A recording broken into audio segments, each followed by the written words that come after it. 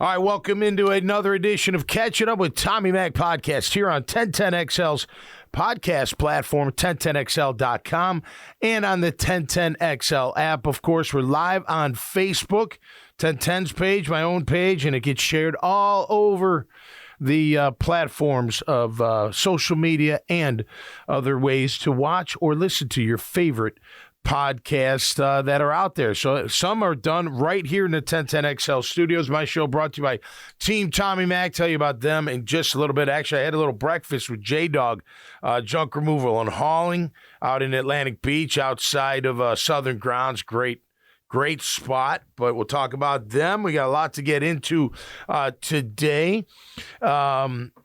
And I can't start it without this show without talking to you about last night. And no, not the movie and nothing to have to do with the movie. But last night was the Coughlin J Fund wine tasting event. First time they've ever done it at the stadium. It was absolutely incredible. So the sponsor party was held inside the locker room. So cool. I memean, it's like a spaceship in there. I've been in there before, but I'm like, this is unbelievable. It's great. It's great. They got everything they need in there to succeed, and now they got the new ones as well over in the Miller Center. But just packed with sponsors and people. Baselli was there, Lageman was there, Don Davey was there, Jeff Kopp was there, and he was actually working. He's now a sheriff for the JSO, which, man, love everybody that serves. Just a bunch of guys that were there. Pete Mitchell was there, if I didn't mention him, and just a great turnout. Great to see friends. They had a locker set up with Jay's jersey, the Boston College helmet, a couple pictures, one of which was me and Jay laughing after a play against Louisville. I have the photo. But just a great. And then, by the way, then you go outside and you go out onto the field. I mean, you go out onto middle of the field, and there's all these restaurants, fantastic. 11 South, Harry's Seafood. There's so many. I can't name them all. It was unbelievable. And I was solo for the most part. My wife and my youngest are up in Savannah at a dance competition for Nancy Dance. My oldest, who was working, who works with Adaptive Jacks, they helped put on the show for the J Fund. She was there, which was awesome, but we sat down at the table, watched our Harley perform her solo right in the middle of the stadium. It was so cool. And she kicked ass. She totally knocked it out of the park, and it was so much fun to watch. But it was incredible walking around. You had your wine, you had your food, and man, I made sure I hit pretty much every bit of food. I gave up sweets and dessert, and trying to give up sugar overall, but sweets and dessert for Lent, so I didn't indulge in any of that. But all the other food was absolutely incredible. Great to spend time with my former teammates. Great to hang out. And be right there in the middle of the field. So, hey, Coughlin J Fund, you know how I feel about it. Named after my former teammate, Jay McGillis, who, incredible person. He was a great player. Started early at Boston College as a redshirt freshman. Started as a corner and then moved into a safety. First nickel, I think, then safety. And he and I had the pleasure of starting with Jay for a year until he got sick. It was tough, man. It's really tough. But what Coach Coughlin has done from Jay's ordeal and death is, man, just helps so many people, so many families, because he saw it firsthand what it does to a family in all aspects, emotionally, mentally, financially, everything. And they help with all of that. That's what the J Fund does. And it was such a cool event last night. I always appreciate being a part of it. All right, we've got some things to get into today, because a big part of what I want to spend time on today, and this is for our Jaguars. We'll start with some combine talk, but I went through, because I keep hearing, right or wrong, all right, and we're gonna kind of go through it. I hope Grammage can get back into the studio in time. He had to step out to when I get there. But Trent Baalke gets a really bad rap as a general manager here in Jacksonville. All right, right or wrong. So all I wanted to do was I had to go back because he really took over late 2020, but there weren't, no draft or anything. So his first year as a full-time GM, picking players to make better year in and year out, started in 2021. So I went back. I went through what was the draft in 21, free agent class in 21. Did it for 22, did it for 23. And we're going to look at it. And we'll give it a grade or something. I just want to look. If we're going to sit here and say this guy isn't doing his job well enough, well, then let's just look at the facts and we'll figure it out. Okay, maybe he hasn't. When I look at it at a glance, I mean, there's some really good. There's some really good. There's some really questionable. No question about it. No pun intended, but we'll get through it. Of course, we'll talk about the NFL Combine in full swing. The big dudes, the defensive linemen getting after it. Braden Fisk out of Florida State stole the show, almost 6'4". They say 6'3" and 5'8". When he walks through the door, that guy's every bit of 6'4", 290-something, ran a 4.78, I think. Really good short shuttle, one of the highest out there, looked really good in drills. I was just asked that because I'm like, man, he looks Duval to me, man. He's a nonstop motor, tough dude that can move. Would you take him at 17? No, I wouldn't. But what if you get pushed back? What if you do go back? Would you take him in a late, first round? I don't know. I gotta see more. But the big men moved. The outside backers moved. The kid out of Bama was absolutely incredible. Dallas. Look again. If the grades, if the grades with the jump, the running, all that, if that matches the tape, then you got some. Then you got to figure out the psyche and make sure that part of it fits as well, or your locker room can absorb it and handle it, right? That's another. Like, hey, maybe he doesn't fit right away, but let me get him in my locker room, and my leaders will take over and make sure that he that he does fit in to the culture. But yeah, Fisk looked pretty good. The kid from Texas looked good. Both guys. That guy at 366 pounds, man. I don't care what the time said. Go watch him run the 40. I mean, it's like, whoa.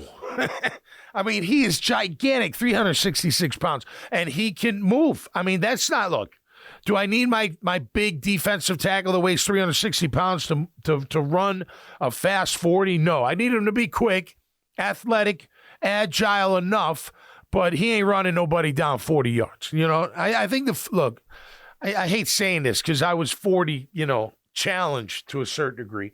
I mean, my best 40 ever, it was only one time, but I'm sticking to it.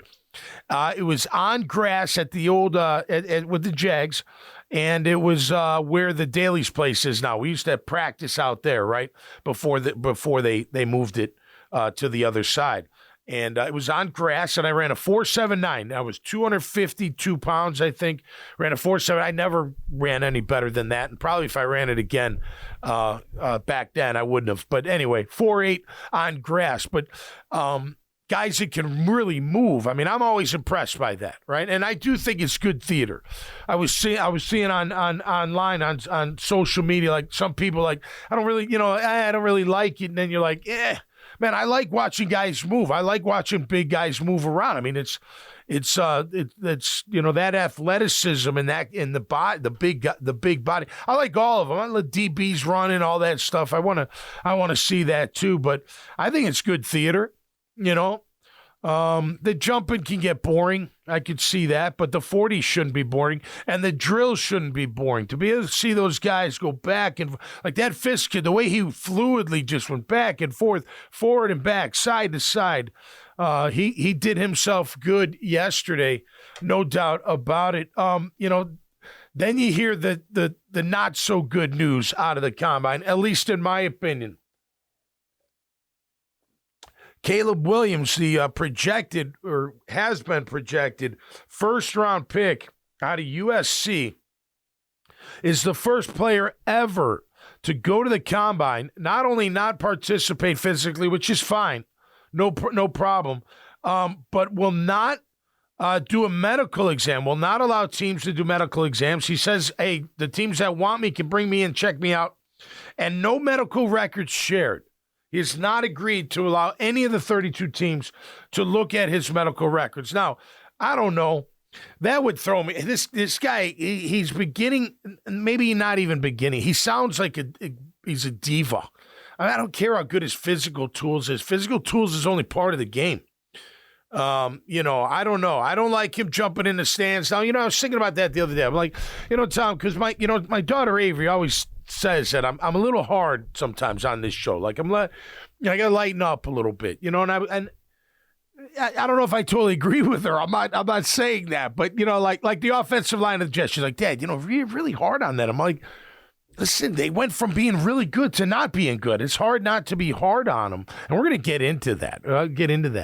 But look, Caleb Williams jumping into the stands, crying. I didn't like it. I thought, like, come on, man, you're going to lead my team, my NFL franchise, and he played well that game, and they didn't win. I don't know, but then I started thinking, like, all right, well, maybe something happened in the family. Like, it was a very emotional thing. Maybe someone died, or maybe someone's sick, or maybe, I don't know. If that's part of it, I'll take that. I would obviously want to take that into account, but I didn't like the whole, look, I've cried after games. We all have. It's an emotional thing, win or lose. Sometimes you cry more when you win, but you got to do it somewhat private, as long as you don't, like, lose composure. We do. Trust me. You don't want to see me, like, bawl.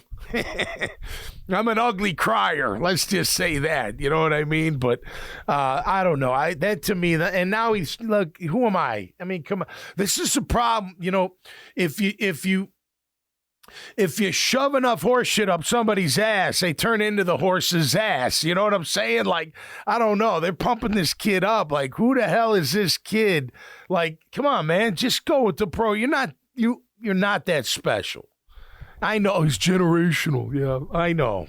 They're all generational these days, but I didn't like hearing that. Of course, the combine continues on. We'll continue to take a look. As we have said many times, at number 17 in the draft, the Jags have many, many options to go with as far as positions, whether it's, a defensive tackle, offensive lineman, a corner. The corners look really good right now. They're posting some really good times in the 4.4s, getting them down there. And they're going to be a fun one to watch throughout. And we'll see where that lands. But we're going to have a lot of options. I hope what I heard, during the press conference, Doug said it, which whatever, but it bothers me because he says, hey, the line that we envision, and I'm paraphrasing, but the line that we see only had one start together last year. He's talking about Cam, Ezra, Fortner, Sheriff, and Anton, right? And I just, look, man, did we not make that? And I'm not saying like that's wrong. I do think it's wrong. I don't know. I like Ezra. I like Cam if he's healthy. If Cam's going to give you, I don't know, out of 17, let's be realistic. 15? Now, depends when they happen. You don't want it at the end of the year and then he's done. He can't play in the playoffs. I don't want that. You know what I'm saying? Like, but and you're under contract. Forget the money. Let them figure that out. Would I want Cam back as my left tackle? Yeah, I would. I do think everything happens in the NFL for a reason. When they mention Anton can play left, I know they're thinking, hey, in a pinch, we'll just put him at left, and then we'll figure out right? If can't work it out with Cam, Anton can be our left tackle. Or maybe we work it out and we wait another year and we figure out the rest of the interior. I like Ezra Cleveland. I know they like him too. They like his athleticism. They do. That's one of the biggest parts of that offensive line, especially those three in the interior, to be able to pull with a lot of athletic ability, including the center. Coach Campo made an interesting comment, yesterday on the horse's mouth.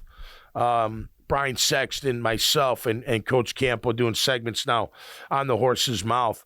And, he said, look, having two really good guards can give you a good center or a better center. So maybe there's some truth to that Look, they're not getting rid of Fortner. That's not going to happen. What do? Will they bring in competition? Remains to be seen. You got some free agent centers out there. The draft has got some guys, too, including in the second round, depending where we pick and what happens with Ridley and all of that. And you got to wonder if they could trade back, collect picks. They got 2 4s, so maybe you can collectively get something back into the second round if, in fact, you lose it. But we'll talk about that at another date. But look, if they roll it back or run it back, whatever the cool, slang is today, with the offensive line that I just mentioned, I mean, I don't know. I'm not going to be like that confident that, things are going to be better. I thought we learned our lesson last year. No, we're good, basically. We're bringing everyone back. We're good. Well, you weren't good enough. You were good for a while. You were really good for a while. But then you crumbled, and you ended up not that great. 9-8, great. You can hang your hat on 9-8, but we know the 9-8 the year before was a lot better than the 9-8 last season. Let's bring in Grammage. He finally got his way in there. He had a big business call out there. Hey, Grammage. That's true. Good morning, Tommy. We gotta shake hands. We gotta kiss babies. I know. We gotta smile. You gotta be seen. Of course. Yeah. You were shaking hands and kiss babies last night at the awesome event. The wine gala. Awesome event. Hey, by the way, I haven't ate at Harry's Seafood. Harry's Seafood used to be in Jack's Beach. Yeah. Before the Salt Life restaurant. They had their shrimp and grits. I could have ate 20 of them. I mean, they come in like little.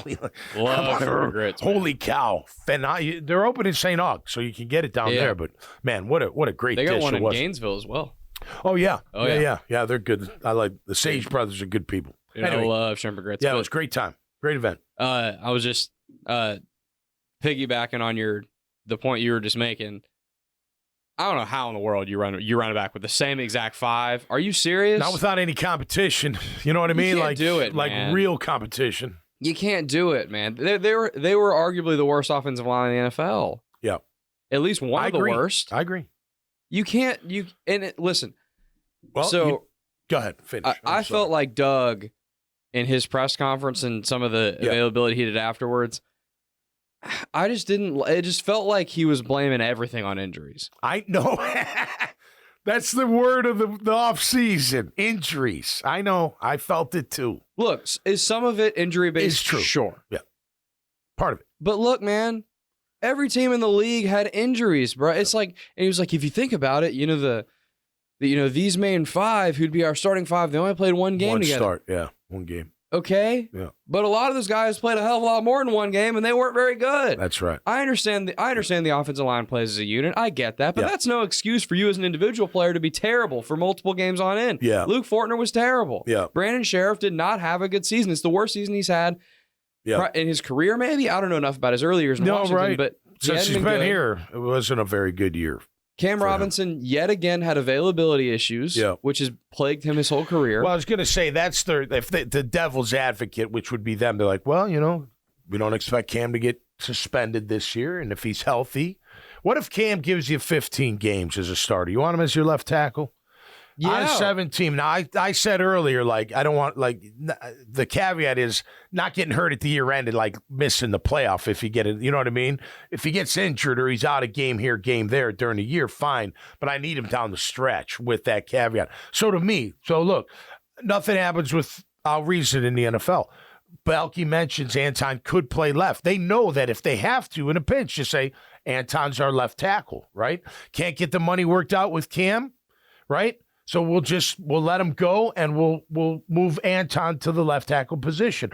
But if we could have Anton at right tackle for another year and we get Cam for 15 games, would we take that for another year as our tackle positions? Now, that means you're working out the money. I don't think you're going to keep him at the money he's at. I was going to say, No, the money's got to be fixed, of course. I can't forgo $16 million of savings when I have to extend Josh Allen and I've got to try to keep Ridley around. Okay. That goes up 20, 30 million, though. It does, but it goes up for everybody else, too. Yeah. So with Ridley's going to hit the open market, that just means that whatever deals he was going to get are going to be even sweeter.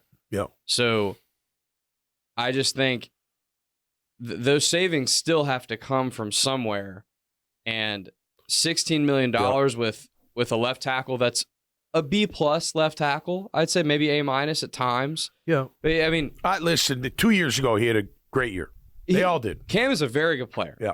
He's not Trent Williams. No. And he has availability issues. So you don't have Trent Williams on your team, though. Anton's not Trent Williams either. No, nobody. Correct, right. But I'm saying... Not yet, anyway. Maybe get there. I'm saying I can save a lot of money. And, you know, we've had the discourse on Walker Little multiple times, but it's not like if Walker Little's out there, he's a liability that can't play at tackle. Stepped on your quarterback's ankle and took him out for a few games. That seems pretty that's true. But high in liability. But he's been... No, he's all been right. decent. He's all right. He hasn't been as good as Cam. But you got to upgrade the line regardless. You got to. I don't care what position. As far as a whole, it's the guards to me and the center should be upgraded. If I'm the general manager, I'm saying my 2 guards and my center got to be changed. Okay, I've only got because I got to jump on Jaguars today, but I want to get to this. This is Trent Baalke's track record. Remember, we talked about Frank. So I'm glad you're here. We'll go through it. I got the draft picks. I got the free agent list, and then we'll just give it a grade. Okay, just kind of a macro. We're not going to break it all down because we're running out of time. Brought to you by Team Tommy Mac. I told you I was with J-Dog, Junk Remover and Hauling. All you contractors, roofers, go to JDogJunkRemoval.com and check them out. They've got a ton of dumpsters waiting for you for all your debris, your construction debris, all that kind of stuff. They'll haul it out of there for you, clean up after you, all that good stuff. Make sure you check them out. Make sure you always check out Team Tommy Mac on Facebook because I tag each one, and it's Chris Rosero's Bail Bonds, J-Dog, Azar Sausage Company, Carpet Man, Graffiti Burger Bar, Michael Nickus' State Farm, Code Ninjas, Solomon Ventures, and Beach Life Rentals. All great businesses doing great work out there, and they're great people. Make sure you check them out and just tag on click on their tag when you see it on social media, if you would. All right, let's start with 2021 because that was the first year that he had full time. I'm going to go through it quick. Draft: Trevor, Travis, Tyson Campbell, Walker Little, Andre Cisco, Tufael, Jordan Smith, Luke Farrell, Jalen Camp. Kind of grade you give that? The entire grade overall? Overall. B+. I think it's pretty good. I think it is pretty good because you got Cisco in the fifth round, and he's a starter. He's in the third. Third round, sorry. That's right. Walker, he's a sometime starter. Tyson's a definite starter. And then Farrell's pretty big. Yeah, I'll give that a B+. All right, free agent class. Shaq Griffin. They re-signed O'Shaughnessy. I don't know if I'm counting re-signs, but let's just say the free agents. Shaq Griffin. Marvin Jones Jr., Rayshawn Jenkins, Philip Dorsett, Carlos Hyde, Roy Robinson Harris, Jihad Ward, Chris Manhertz, Jamal Agnew, Rudy Ford, and Rosas, the kicker. I would give that maybe a C+. I was going to say C. Okay, you would? Yeah. Well, I mean, you get Agnew. Manhertz was good for a bit. Ward didn't do much. Roy Robertson, I mean, he's good. Hyde's not very, but Hyde, I think, was more of an urban. Don't you think? That felt like more of an urban. Dorsett didn't do much. Rayshawn's been great.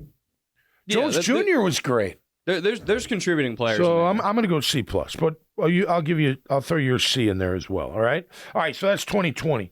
2021 draft: Walker, Trayvon Walker, Devin Lloyd, Fortner, Muma, Snoop, Greg Jr., Buster Brown. D+. What's that? D+.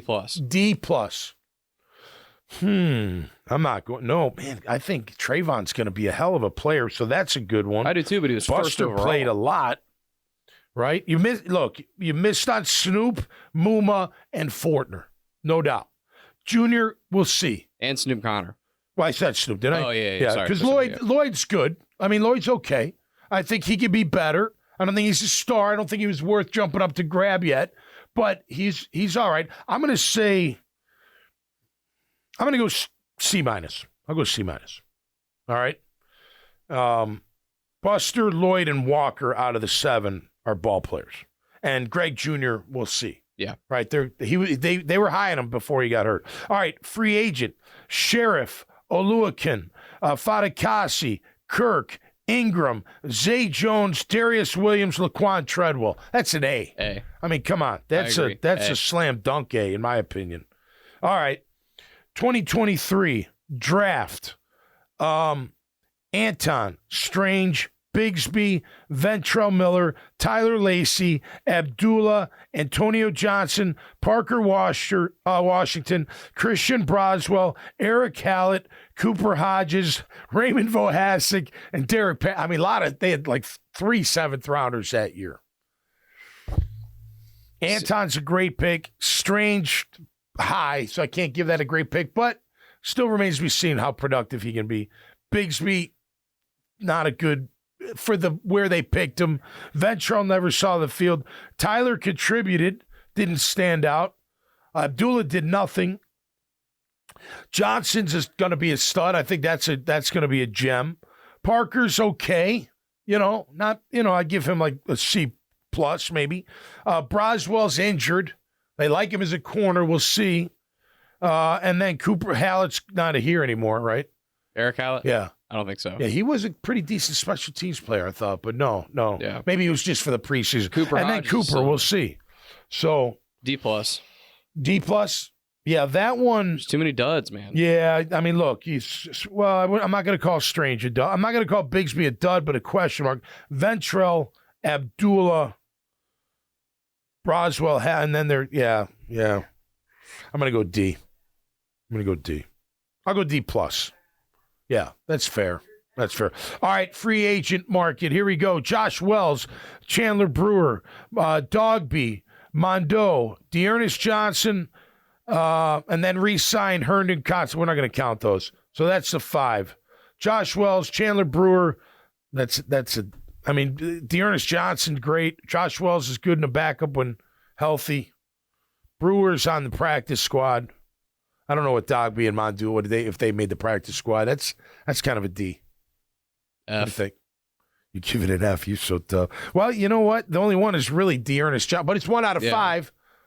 20%. And even Dearness Johnson only saw the field at running back because Tank Bigsby was unplayable for part of the season. Yeah, I got to go with you, buddy. Good call. I'm going to take the F with you. All right, so it's a lot of low grades and then just a kick-ass 2020. Well, he's got an A- and an A. He's got a D plus and an F. So those kind of cancel out. Is that fair? Yeah. And then he's got C plus C and a C minus. So he's right around a C overall. Yeah. So sounds about right. That's not god all. I mean, no, it's not horrendous. Does it warrant the bashing? I don't really care. Like, you can say whatever you want about the guy. I'm not defending him at all, but I wanted to go over and be like, so is he really that bad, or maybe has he done okay? Because some of his picks, free agent class in 2021, that was you could almost go A plus.